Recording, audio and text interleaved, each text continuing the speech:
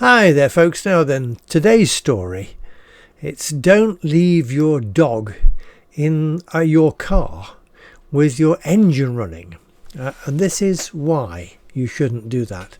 Happened to me several years ago.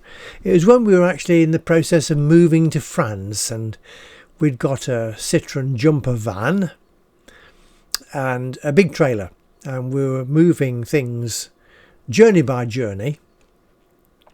The dogs had a department in the back of the van behind our seats, and they had some travel cages.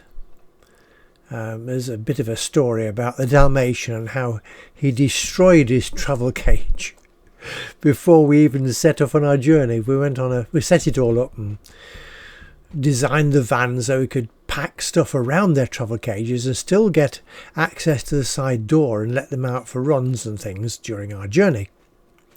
But yeah, he didn't like the zipped up front of the travel cage, and on our first experimental ride he destroyed it. So anyway, he couldn't get out because the travel cage was located such as he couldn't get out and crush the little cages with the little dogs in and that kind of thing. So he had to stay there, but he just took his front out.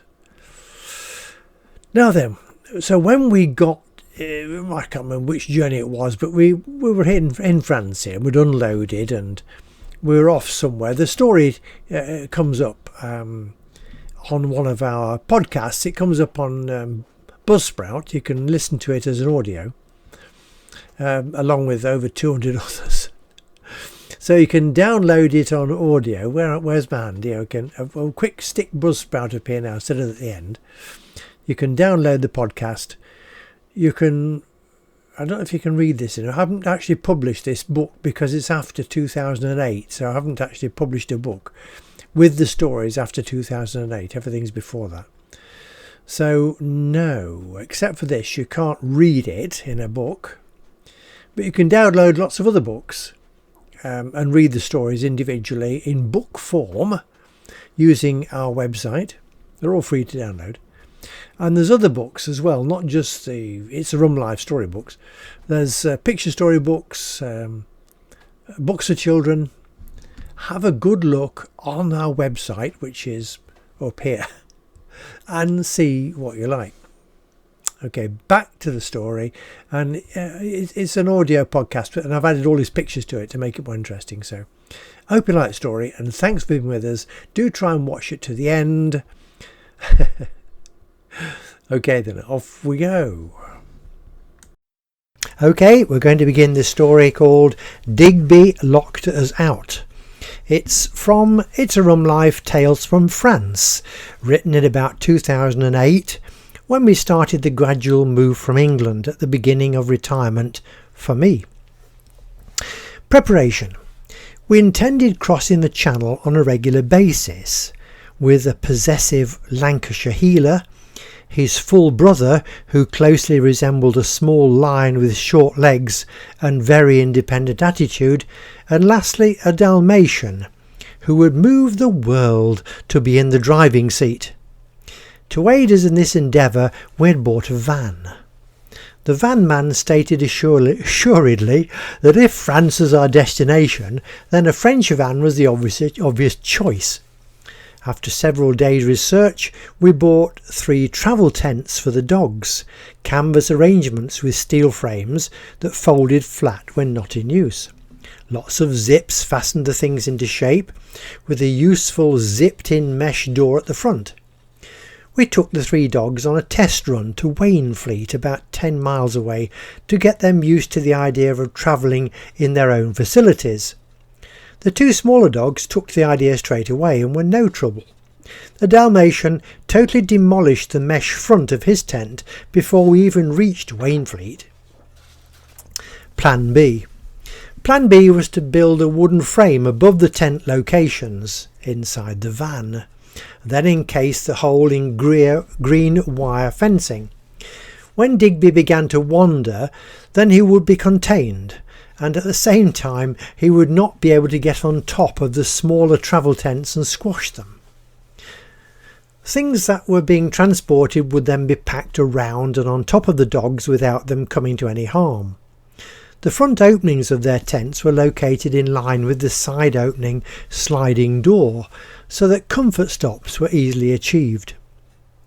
March was to see us on our way for the first time, but the episode of the narrowboat that put me on crutches for over 10 weeks delayed the initial journey.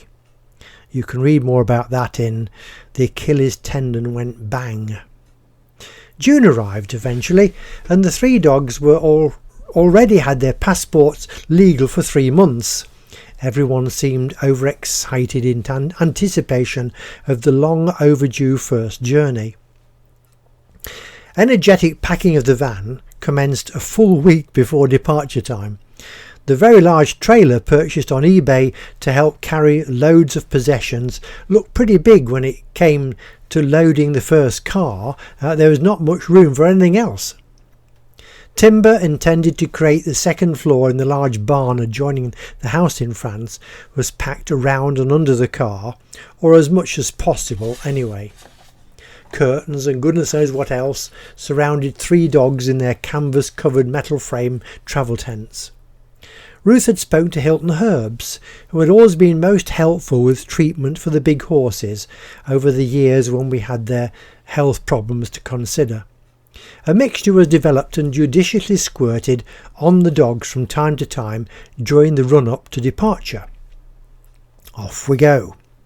During the actual journey to Portsmouth, they were very well behaved. We stopped for coffee just north of Oxford. The entourage of white van, pulling large trailer with blued Ford Escort with canvas roof, surrounded by huge long lengths of timber, some protruding beyond the back of the trailer. And we stopped right next to a small police Panda car where the driver was busy writing in his notebook. All 3 of us descended, my sister being the driver, as I was serving a further week's ban on driving imposed by my orthopaedic consultant. The dogs launched themselves out of the side door in their haste to find suitable trees to relieve themselves. The 2 ladies taking it in turn to visit the service station, loo, and collect large coffees to help sustain our sense of adventure. After a while, the Panda car and occupant decided it would lead to complications and possible late end of shift if he began asking questions. Dogs duly ensconced and us all nourished, we completed the journey to Portsmouth without further event. From previous experience, we always seemed to be hauled in by Portsmouth Port Security for examination. This time was no different. But after checking us over, we found ourselves at the end of the queue of larger vehicles destined for the lower deck. Well, upper lower deck anyway. We were asked to go up that dreaded ramp again. You may remember the incident with the tractor behind Ruth's car in the story A Ferguson Goes to France. The time when we had to end up having to ask the deck officer and all the boat crew to come and push us up the last bit of the very steep ramp. I suggested to Jane that we took a run at it. The young chap controlling the loading did not mind one bit. "Just do what you like, dear," he said. Far different to the unhelpful chap who told me to just keep moving, that time with the tractor. They say the fair sex makes no difference today. Don't you believe it? The van, complete with trailer, sailed up the ramp effortlessly, dogs and all. We found ourselves at the very back of the boat, stern to those of you with nautical minds. The nice young lady with boarding directions told us we could come down during the voyage if we wished. The dogs looked strangely unperturbed, so Ruth zapped Digby once more with his herbal de-stimulant, and we closed the door on them for 6 hours. We decided to let sleeping dogs lie, and anyway the van had a huge sticker saying "Pets on Board" in bright letters. While trying to sleep on the voyage, we all had various visions of Digby in the front seats, pressing all sorts of buttons. Each time the announcer passed a message, we imagined the next would be for us. Why was Digby more likely to cause problems? Well, remember, on the initial get used to the travelling in the van with your travel tents journey, Digby had very quickly dug his way from the front of his attractive travel tent by massacring the plastic netting. It was a secure front no longer. As I have explained, after this demonstration of his tent shredding prowess, we began to create a system of wooden walls within the van and something over the top of the tents of the two smaller dogs to stop him crushing them with the dogs inside. Now, 2 weeks after that initial voyage, you can just not keep him out of the van. Digby in charge. He persuaded us to take him to Saumur the other day in our search for a larger parasol to keep off the 100-degree sun. Digby was first into the van, through the side door, and was sitting innocently in the rear while I had mistakenly left the engine running so to close and lock the garage. By the time I returned, after perhaps 1 minute, all the van doors were closed and locked, key in ignition, and the engine ticking over steadily. To make things a little worse, it was drizzling, and I had left the wipers gently sweeping the screen. Digby leered at me from behind the driver's seat. He demonstrated how easily it had been for him to pounce up behind the seat and place his paw straight onto the locking button of the driver's door. Ruth went a trifle berserk, or it could be said more than a trifle. The dog's name was truly Mud. The dog was happy enough for a while. He would soon want to know why the van was not going anywhere. Electric central door locking, or rather unlocking, was just a little out of his league. Ruth was pacing the kitchen, looking like thunder, but much worse, so I could not reach for a quick glass of Pernod to smooth my nerves. A solution had to be found, and quickly. Walking round and round the van, I began to realise how good central locking is. The whole thing was quite secure, with the dog on the wrong side. Foiled eventually. It would have been easy if we had a spare key. You know how it is with second-hand vehicles. They often do not have spare wheels or jacks. Ours had all the tools and operating manuals galore, all inside the van. The electric window controls looked the best bet. The engine was still running, and dog looked safe enough in the back. How long would it take for me to teach him to reach the window controls? After all, he had taught himself to lock the thing in seconds. He was so pleased with his achievement, he kept doing it. Those of you who had encountered electric windows may remember the switches are fairly sensitive. You only seem to touch them gently and the whole window opens to let in everything falling from the skies. Once they start, they do not seem to want to stop. That was what I was hoping was the answer to our problem. Ordering another supplementary key would come afterwards. We've been told they could take weeks. There was plenty of car cracker's friend about, galvanised fencing wire of a strength that can be bent round corners, but thin enough to get through the gap between door and door frame. Herbert Stanwell at the garage, see It's a Rum Life Book 2, had first taught me how to do this when I was employed as a car salesman.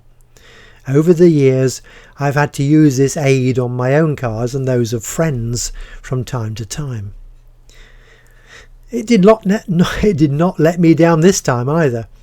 24 minutes had passed, and the good old galvanised wire was bent around the driver's top door corner, down gently past the driver's armrest, and found a little corner onto the electric window controls.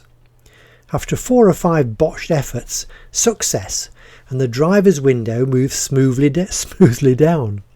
We were all saved. Never again curse the swiftly moving, hard to control electric window controls. There we are, that's the end of that little story. I hope you've enjoyed listening to it. Brought to you by Cracker Books, written and read by Keith Sanders. Hello, if you've managed to survive this long and listen to the end, please think about subscribing to our channel or give it a like. It helps the channel to grow. And if you press that bell button, they let you know when we've launched something else for you to listen or watch. Okay, thanks for being with us today. Until next time, cheerio.